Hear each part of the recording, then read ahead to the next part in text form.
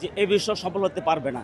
কারণ প্রতিটা ফোঁটার রক্তের বিনিময়ে আরেকটা একটি একটি করে হাদি তৈরি হবে। আবু সাইদকে যেভাবে হত্যা করে থামাইতে পারে নাই, বরং যারা হত্যা করেছে ফ্যাসিস্ট গোলামেরা পালাতে বাধ্য হয়েছে। ইনশাআল্লাহ যারাই এই উসমান হাদির উপরে জুলুম করেছে, তাকে নির্মমভাবে হত্যা করেছে, ইনশাআল্লাহ এক হাদিকে তারা হত্যা করেছে, এক হাদির রক্তের বিনিময় আল্লাহ তাআলা লক্ষ লক্ষ হাদি, কোটি কোটি হাদি বাংলাদেশে তৈরি হয়ে গেছে। আলহামদুলিল্লাহ বাংলাদেশে আজকে এই হাদির আজকে জানাজা দেখেন, এত দৃশ্য আমি মেট্রো লেনে আসছি, এত যে ভিড়াভিড়ি, তখন সকলে বলছি এত ভিড়াভিড়ি কখনো হয় নাই। আমি মনে করি আজকে স্মরণকালে শ্রেষ্ঠ জানাজা হবে। এর থেকে শিক্ষা হলো কোনো ভারতীয় দালাল বাংলাদেশের কারো উপর আক্রমণ করে, বাংলাদেশের কোনো দেশ প্রেমিকের উপর আক্রমণ করে তাদের আন্দোলনকে ক্ষান্ত করতে পারবে না।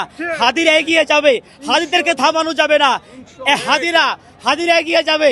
আজকে এক হাদি রক্ত দিয়েছে, হাদির রক্তের বিনিময় যেখানে অন্যায়, যেখানে দালাল, ভারতের দালালি, সেখানে লক্ষ হাদি জাগিয়ে যাবে,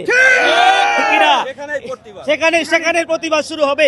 এই হলো হাদির রক্ত ভিতা যাবে না, হাদির রক্ত ভিতা যাবে না।